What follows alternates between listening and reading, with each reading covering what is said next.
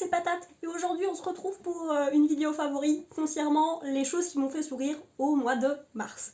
Si vous ne me connaissez pas, coucou, je suis étudiante, j'ai pas beaucoup de budget, du coup mes favoris c'est pas de la beauté, du maquillage, etc. parce que j'en achète pas énormément. Si vous voulez savoir ce que j'ai acheté durant les 3 premiers mois de l'année, j'ai fait une vidéo, elle dure 1 heure je sais, mais je parle aussi de l'éthique des marques dont j'ai acheté des trucs. Du coup, je parle juste de beaucoup de médias, de choses culturelles que j'ai pu interagir avec. La première chose, c'est il fait beau, il y a du soleil, je suis en t-shirt, c'est la première vidéo de ma chaîne où j'ai pas un pull et j'ai créé cette chaîne en octobre. D'ailleurs, ce t-shirt est absolument adorable. C'est des chatons et des lapins qui font une pile pour essayer d'avoir du réseau. C'est trop mignon. Mais du coup, j'ai parlé de choses comme des vidéos YouTube, des séries. J'ai pas vu de films qui m'ont marqué ce mois-ci. Livres, des jeux vidéo et beaucoup de musique. Je parlerai de la musique à la fin parce que y a tellement de choses dont je veux parler en termes de musique. Du coup, on va commencer par YouTube. Donc, il y a Curtis Corner. Si vous le connaissez pas, allez voir sa chaîne. C'est... Je vais mettre un peu sur le côté. C'est un peu absurde.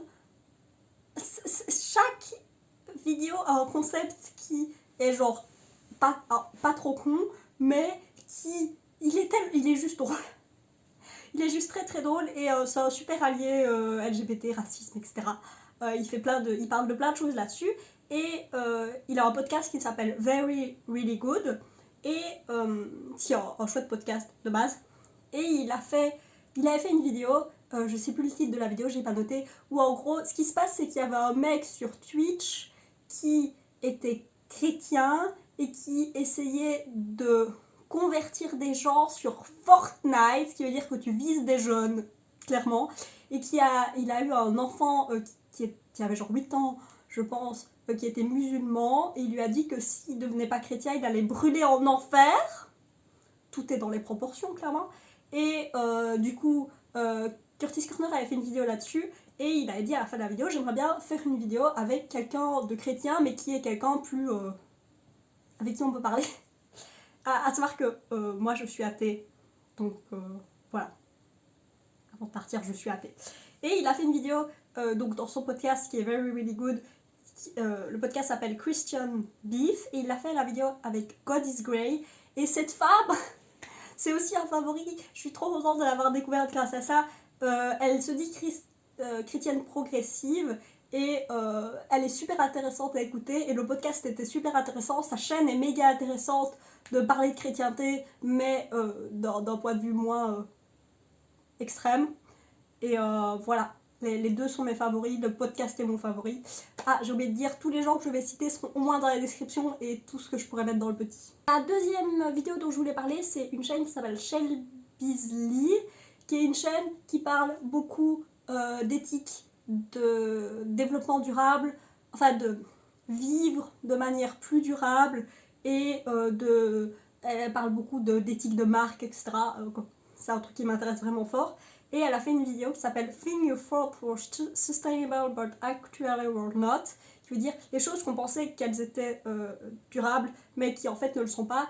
Et alors j'ai pas spécialement appris beaucoup de choses dans sa vidéo, mais je trouve que la vidéo était vachement bien, elle était condensée, mais c'était vraiment un condensé d'informations, et sa chaîne en général c'est ça, c'est des condensés d'informations, et si vous voulez en apprendre un peu plus sur le fait d'être durable, et sur pourquoi est-ce que parfois donner ses vêtements, remplacer ce qu'on a par des choses plus durables, c'est pas ce qui est le plus optimisé, allez voir sa vidéo et sa chaîne en général, c'est vachement bien. Et la dernière vidéo dont je voulais parler, j'essaye de parler un peu de chaînes francophones parce que je regarde pas des masses, mais j'en regarde quand même un petit peu.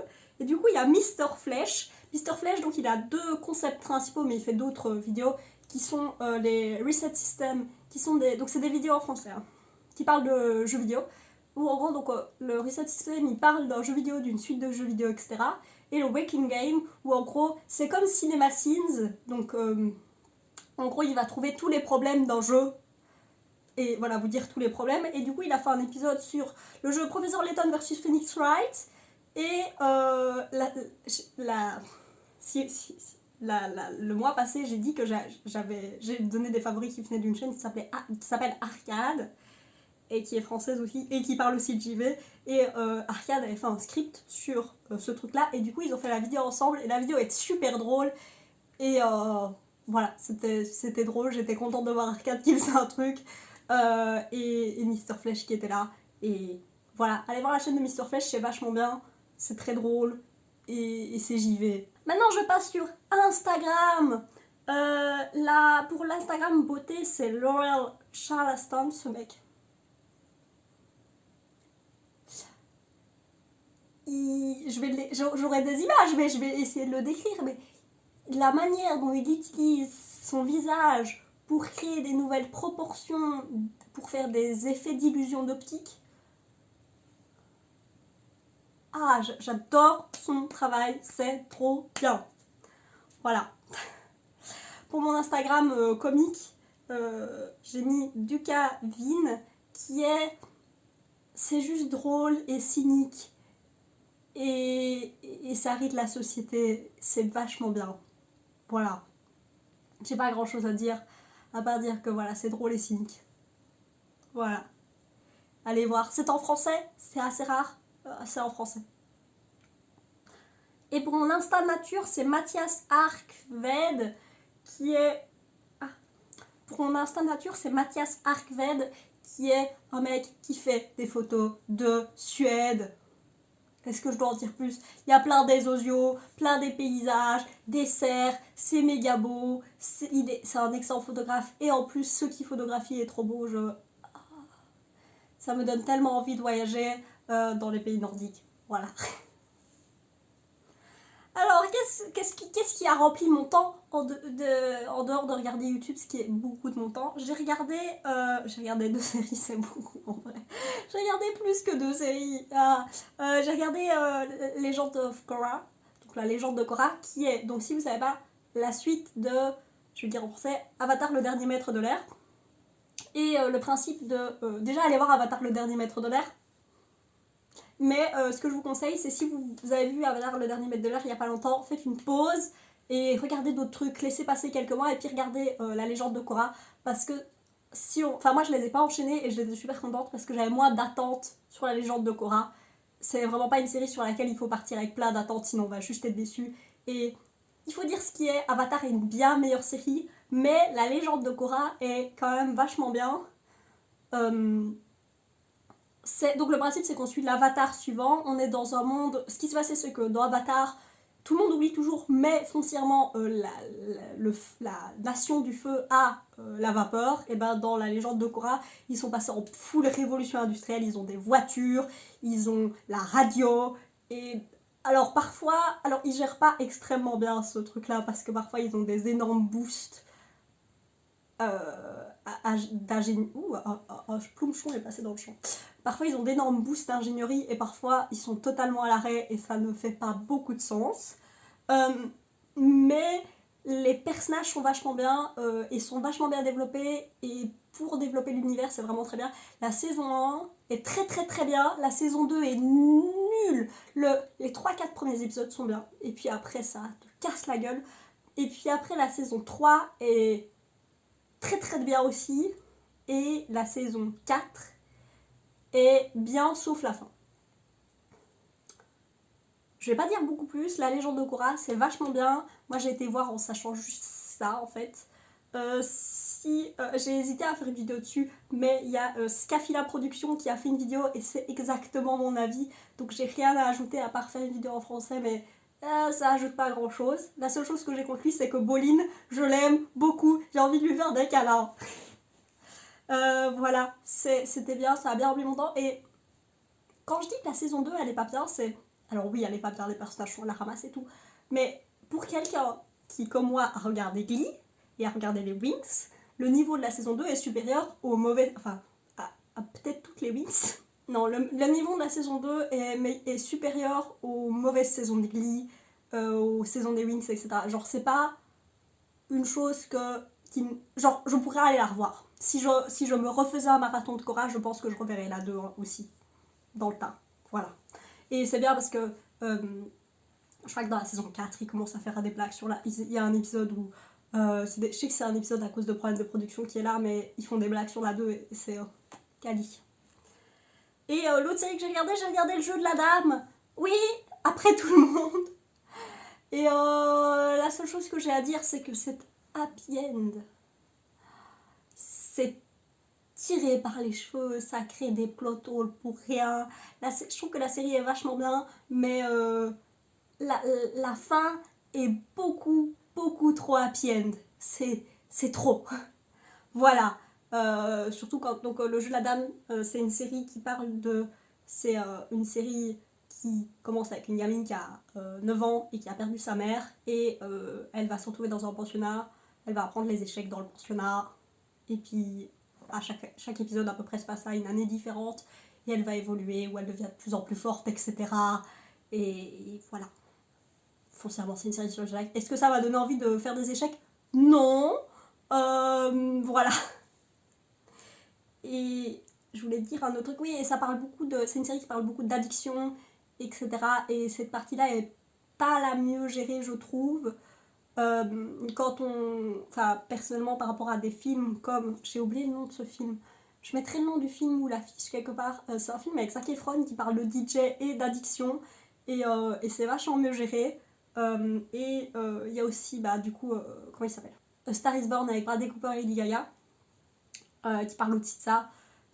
Qui, pour moi, sont des films qui, même si, voilà, c'est plus dur à regarder, c'est des films qui gèrent beaucoup mieux ce genre de sujet. Selon moi. Je tenais à dire qu'il y a Amin Ali qui a fait une super vidéo sur les costumes et je l'ai vu juste après. Genre j'ai fini la série et puis il était pas trop tard dans ma soirée donc j'ai regardé la vidéo juste après. Je l'ai déjà vue au moment où elle était sortie et je l'ai revue parce qu'elle était restée dans ma tête. Et la vidéo, j'en rajoute encore une couche. Les costumes sont vachement bien. La lumière de cette série est très très belle. La réal est... Parfois il y a des booms de réalisation, parfois ça fait rien. C'est là. Voilà.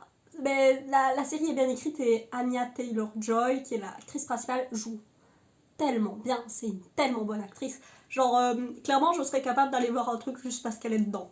Maintenant. Donc, pour vous dire. Comme livre, je vais le chercher.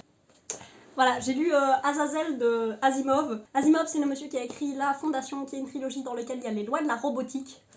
Il faut que je lise La Fondation, je ne l'ai pas encore lu, mais j'avais trouvé ça dans une boîte à livres. Et c'est vachement bien, c'est un recueil de nouvelles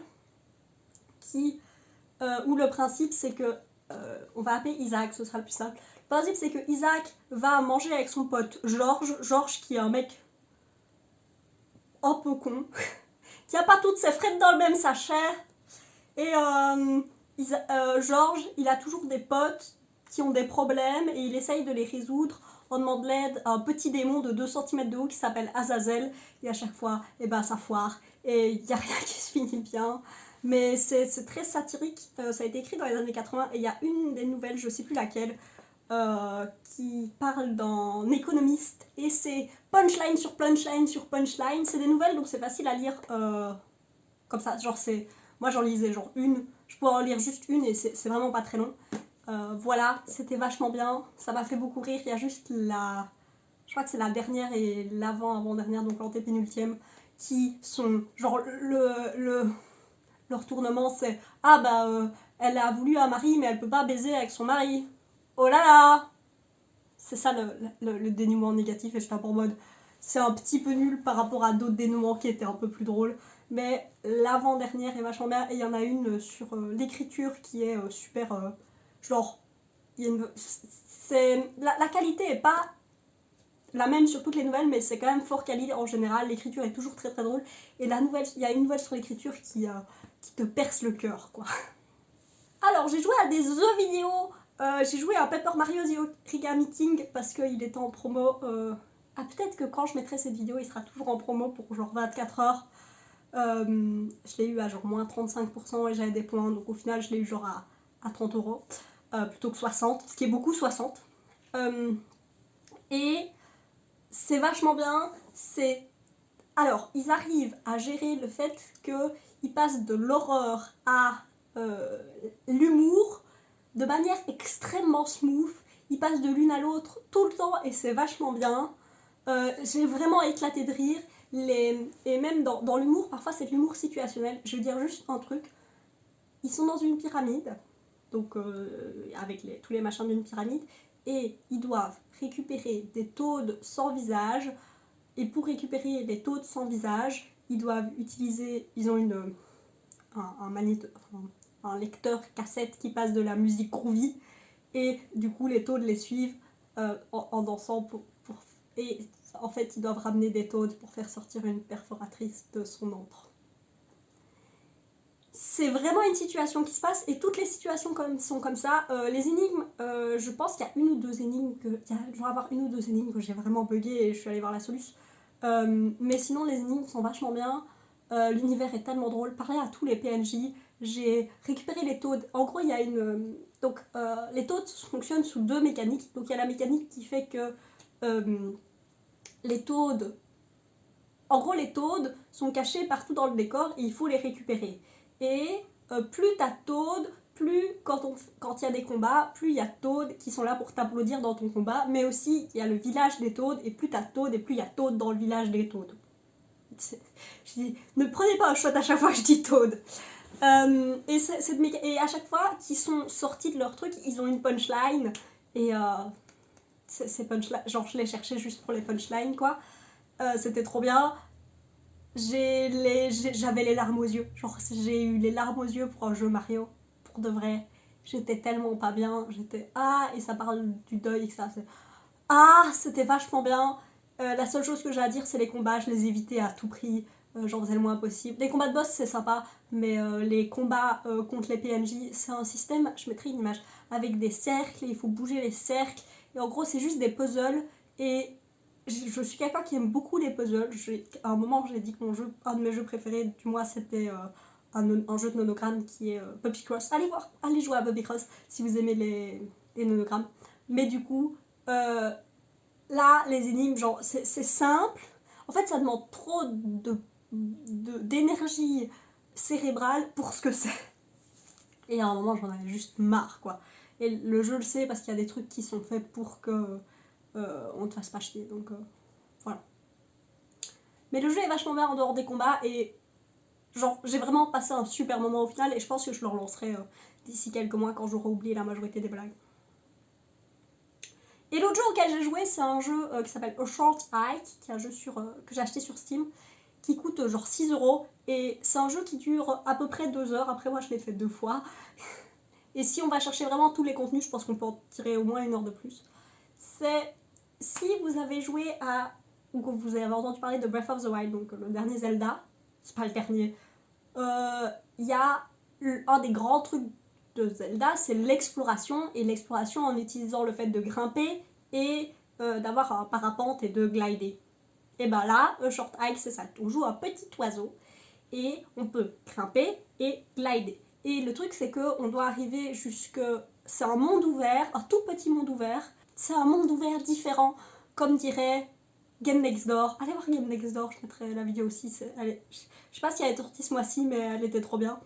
La vidéo sur les mondes ouverts. Mais du coup, est-ce que c'est eux qui m'ont convaincu d'acheter un Short Hike? C'est très probable que ce soit à cause d'eux que je l'ai acheté en plus. Mais du coup, un Short Hike, on joue un petit oiseau qui se balade dans cet univers et qui doit arriver jusqu'en haut d'une montagne. Et pour arriver en haut d'une montagne, il doit avoir des plumes d'or. Chaque plume d'or fait que c'est un peu plus d'endurance. Il peut monter un peu plus haut, il peut grimper un petit peu plus haut, ou il peut battre des ailes et battre plus de fois des ailes pour voler, quoi.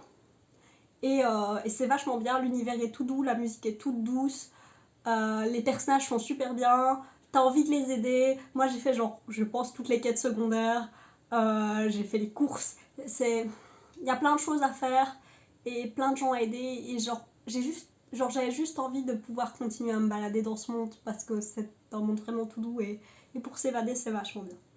Voilà, c'est Breath of the Wild sans les combats. C'est Breath of the Wild sans les combats. Et dans un tout petit monde ouvert avec un petit oiseau trop mignon. Alors maintenant on va parler musique. Je vais parler. En fait j'ai essayé de utiliser mon abonnement Spotify qui va se finir dans quelques jours je pense.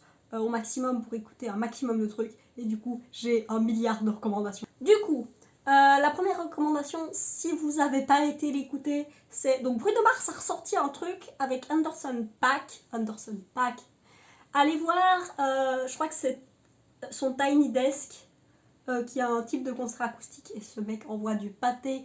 Il a la manière dont il joue de la batterie. Enfin, il joue de la batterie et chante, et le rythme qu'il a, il arrive à rapper et à jouer de la batterie, à être super tight sur les deux. Ce mec est tellement talentueux.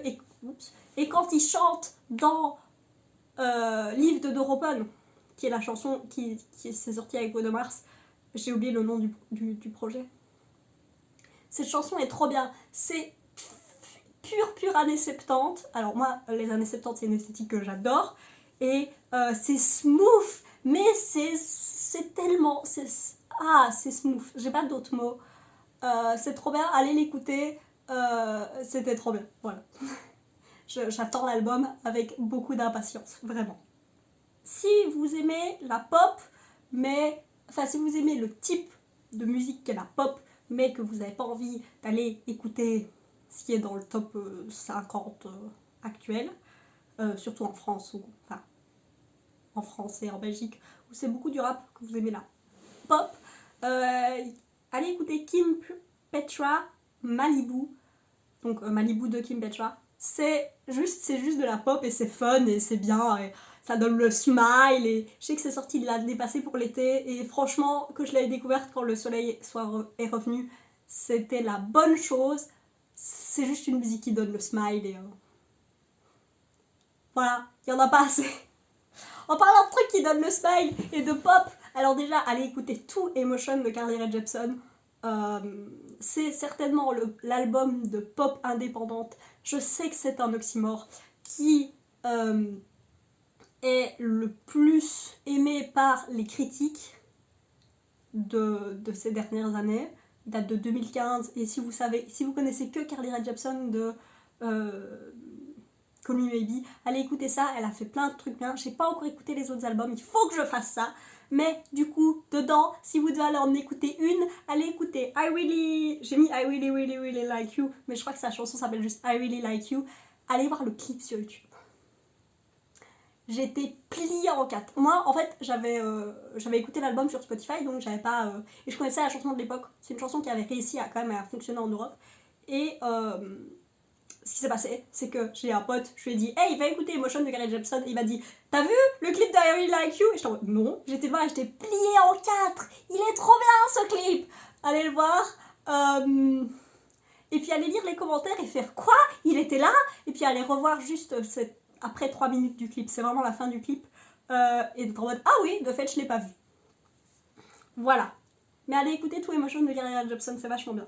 Et en tant que chanson individuelle, la dernière c'est Assassin de The Fearless Flyers, qui est peut-être c'est pareil, une chanson, foncièrement c'est plus du jazz, je sais pas quel type de jazz, je m'y connais pas assez, mais il y a une de ces basses qui groove au début, et puis après, il y a la trompette qui arrive, et puis c'est fun, et puis ça donne juste envie d'être tout. J'ai juste envie de danser dans son fauteuil, et voilà, c'est trop bien. J'ai écouté en général je la mettrai peut-être en description aussi, la playlist des musiques du top des awards de la musique de Mike the Snare, que j'avais déjà cité cette vidéo, elle est trop bien. Et j'ai écouté la playlist sur Spotify, et c'est genre beaucoup ce que j'ai écouté, et ça c'est la première, et genre ça me met dans un mood, mais de qualité. Et du coup, les 3 albums que j'ai écoutés beaucoup ce mois-ci, en dehors de Dua Lipa, Future Nostalgia, je sais, ça fait 3 mois que j'écoute cet album. Mais il y a l'album Cape God de Ali X, qui est plus de la musique électronique, et c'est juste vachement bien. J'ai pas grand chose à dire, mais c'est juste vachement bien, et c'est de l'électro, et voilà, j'ai pas spécialement écouté vachement les paroles, donc je peux pas dire là-dessus, mais voilà. Pareil, il y a Lianne La Havas qui a sorti un album homonyme, donc l'album s'appelle Lianne La Havas, pardon. Et cet album est trop bien, c'est tout un mood, c'est un album que je mets en fond quand je fais autre chose. J'adore cet artiste de base, et je sais pas quel style c'est, je mettrai sur l'écran le style de musique que c'est, mais c'est tout doux, c'est un petit peu genre poseille, et elle a une voix genre tellement extraordinaire. Voilà, je le vends ultra mal. Allez l'écouter, please. Ah. Et le dernier album que je voulais parler, c'est Attention Attention de Shinedown, qui est un album de, je sais pas si c'est du hard rock ou du metal, je m'y connais pas, me frappez pas. Mais du coup, c'est un album dans ce genre de style-là qui est, moi, il m'a un peu rappelé Ghost comme style, voilà. Et Ghost aussi, c'est vachement bien. Moi, j'aime Square Hammer comme tout le monde, je sais, j'ai des goûts basiques. Mais du coup, cet album-là, c'est un album qui parle de dépression et des attentes que les autres ils ont sur toi. Et c'est vachement bien. Et c'est un album à écouter, genre, d'un coup. Et en plus, il sonne extrêmement bien. Donc, c'est un home run. Voilà, c'est tous les trucs qui m'ont fait sourire ce mois-ci. Si vous voulez, vous pouvez mettre en commentaire les trucs qui vous ont fait sourire aussi ce mois-ci. Je veux toujours plus de trucs pour me faire sourire. Ah, on a besoin de dopamine dans ce monde compliqué. Mais du coup, je vais aller faire du vélo et d'où l'absence de maquillage. C'est parce que je vais faire du vélo. Et, et vous laisser. J'espère que vous passerez une belle journée. Des bisous. Ciao.